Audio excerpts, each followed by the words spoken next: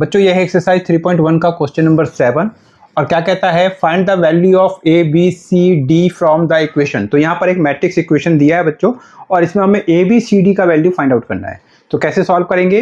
बहुत आसान क्वेश्चन है, इजीली सॉल्व होगा, वीडियो को पूरा वॉच जरूर करना है। तो आइए सॉल्व करते हैं।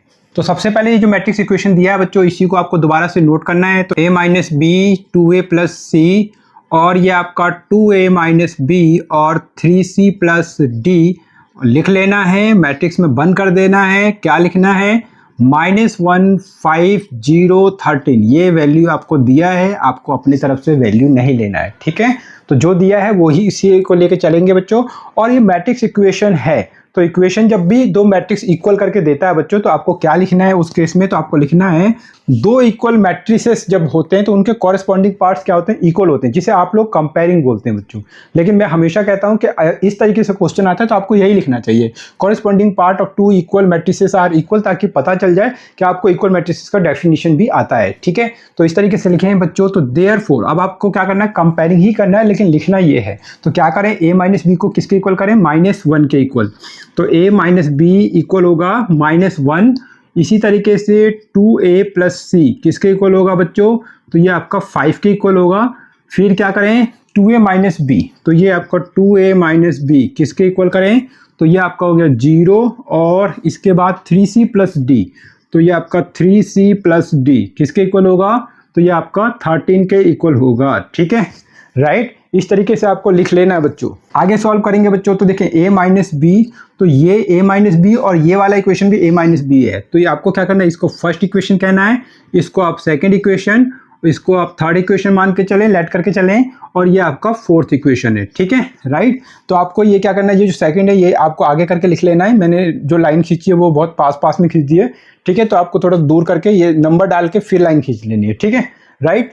अब आपको क्या करना है बच्चों? इक्वेशन फर्स्ट और थर्ड को सॉल्व करना है, जो ए और बी वाले हैं, ताकि ए और बी का वैल्यू आ जाए। और एलिमिनेशन मेथड क्लास 10th का याद होगा आपको। ठीक है, थोड़ी सी प्रैक्टिस कर लेते हैं। तो क्या होगा बच्चों? सॉल्व कीजिए। तो आपको लिखना है सॉल्विंग, क्या लिखें? Solving equation. कौन से इक्वेशन को सॉल्व कर रहे हैं? Equation first and equation third. और कौन सा इक्वेशन? थर्ड। तो सॉल्व करेंगे बच्चों, तो वी गेट। तो सॉल्व करते हैं बच्चों। तो कैसे सॉल्व करें? तो आपको फर्स्ट इक्वेशन लिखना है a minus B equal to -1, और इसी के नीचे आपको ये थर्ड इक्वेशन लिखना है। तो 2a minus B equal to ये आपका 0। और सॉल्व करने का तरीका क्या है बच्चों? कि कोई भी एक चीज़ इक्वल होना चाहिए, या तो a दिखाई दे सेम या b दिखाई दे। तो यहाँ पर b सेम ही दिख रहा है बच्चों, बस आपको साइन को चेंज करना है। तो क्या करना है? ये फर्स्ट इक्वेशन था, ये आपका थर्ड इक्वेशन, तो इसे सब्ट्रैक्ट कीजिए। तो साइन चेंज करेंगे, माइनस, यहाँ पर आपका ये प्लस हो जाएगा, और यहाँ पर 0 है बच्चों, तो आपको यहाँ पर साइन चेंज करने की जरूरत नहीं है, लेकिन माइनस आप लिख के दिखा दीजिए। ठीक है, तो हम प्लस कंसीडर कर रहे हैं, हालांकि 0 का कोई भी साइन नहीं होता है। ठीक है, इसके बाद आपको क्या करना बच्चों? ये आपका माइनस का 2 है और ये प्लस का a, तो क्या करें? इसमें से ये माइनस हो जाएगा, तो ये आपका माइनस का a होगा, और ये आपका -1 और ये आपका 0, तो यहाँ पर ये आपका -1 ही होगा, क्योंकि 0 का तो कोई वैल्यू नहीं है। ठीक है, तो माइनस और माइनस कैंसिल हो गया बच्चों। तो इस तरीके से a का वैल्यू क्या आ रहा है? a का वैल्यू 1 आ चुका है। ठीक है, अब इस a की वैल्यू को हम फर्स्ट में ही पुट कर देंगे, और आपको b का वैल्यू फाइंड आउट कर लेना है। ठीक है, जिस तरीके से एलिमिनेशन मेथड में करते थे। तो पुट कर दीजिए बच्चों। तो क्या करें? तो पुटिंग आपको लिखना है a इक्वल टू 1। तो a इक्वल टू 1 कहाँ पुट करें? तो इन इक्वेशन, कौन से इक्वेशन में पुट कर रहे हैं भाई? लिख के बताएं जरूर। तो इन इक्वेशन फर्स्ट में पुट कर रहे हैं, और आपको लिखना है वी गेट। तो हमें क्या मिलता है? a की जगह 1 पुट करें, तो 1 minus B equal to minus का 1, तो माइनस का b -1 ये इधर आ जाएगा -1, तो माइनस का b किसके इक्वल होगा? माइनस का 2, ये कैंसिल हो गया। तो b का वैल्यू आपका क्या आ रहा है? तो b का वैल्यू आपका आ गया 2। तो ये b का वैल्यू आ चुका बच्चों 2।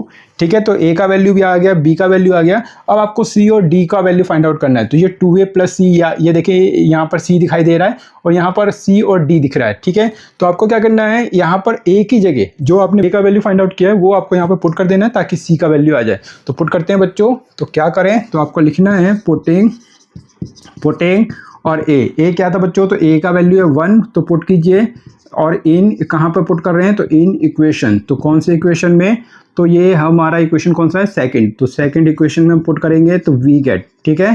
तो ये आपको इसके नीचे नहीं करना है, ये एक ही लाइन में लिखना है, ठीक है। और ये लाइन जो है वो इसके नीचे लिखना है नोटबुक में, ठीक है। तो कैसे करें बच्चों, तो a का वैल्यू 1 पुट करना है, तो ये आपका 2, यहाँ पर आपका 1 प्लस का c इक्वल टू 5, तो 2 प्लस c इक्वल टू 5, तो c का वैल्यू 5 माइनस 2, तो c का वैल्यू आ गया ये आपका 3, ठीक है। तो a का वैल्यू 1, b का वैल्यू 2, c का वैल्यू 3, अब रह गया कौन, d। तो d का वैल्यू फाइंड आउट करते हैं बच्चों।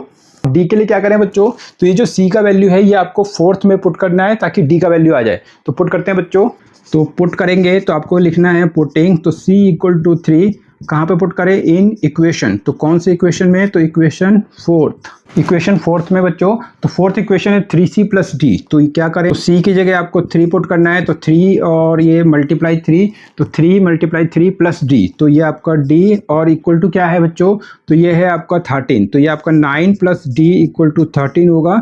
तो d का वैल्यू क्या होगा, 13 माइनस 9, तो d का वैल्यू ये आपका आ गया 4, ठीक है, राइट। तो इस तरीके से हमने a का वैल्यू फाइंड आउट कर लिया, b का वैल्यू फाइंड आउट कर लिया, c का और d का, ठीक है। तो लास्ट में आपको क्या लिखना है बच्चों, जब आप इसके नीचे लिखेंगे आपको देयरफॉर करके कि a का वैल्यू 1 होगा, b का वैल्यू 2, c का वैल्यू 3 और d का वैल्यू ये आपका 4 होगा। और ये क्या होगा, ये इसका आंसर भी हो जाएगा बच्चों। उम्मीद करता हूँ बच्चों बहुत आसानी से समझ में आ गया होगा और ये एक्सरसाइज आपको बहुत आसान भी लग रहा होगा बच्चों, क्योंकि आप, मुझे उम्मीद है कि सारे वीडियो मेरे वॉच जरूर कर लिए होंगे। और अगर सारे वीडियो अभी तक वॉच नहीं किए हैं इस एक्सरसाइज के, तो प्लीज़ इस एक्सरसाइज के सारे वीडियो भी आप वॉच जरूर कर लें बच्चों, आपको सारे क्वेश्चन आसानी से समझ में आ जाएंगे बच्चों। तो प्लीज़ वीडियो को आप लाइक कर दीजिए बच्चों अगर समझ में आ गया है, और चैनल में पहली बार आए तो प्लीज़ चैनल को सब्सक्राइब कर लीजिए बच्चों, क्योंकि मैं इसी तरीके से आपके लिए क्वेश्चन को सॉल्व करवाता रहता हूं बच्चों। और आपके लिए ये जो क्लास 12 क्लास 11 जो भी क्लास के मैथमेटिक्स है वो इजी बनाने की कोशिश कर रहा हूं बच्चों। तो उम्मीद करता हूं आप चैनल को सब्सक्राइब कर लिए होंगे और वीडियो को लाइक भी कर दिए होंगे बच्चों। तो मिलते हैं नेक्स्ट वीडियो में और उस क्वेश्चन को भी बहुत आसानी से सॉल्व करेंगे बच्चों। धन्यवाद बच्चों, आपने वीडियो को वॉच किया, इसके लिए आप सभी का बहुत बहुत धन्यवाद बच्चों।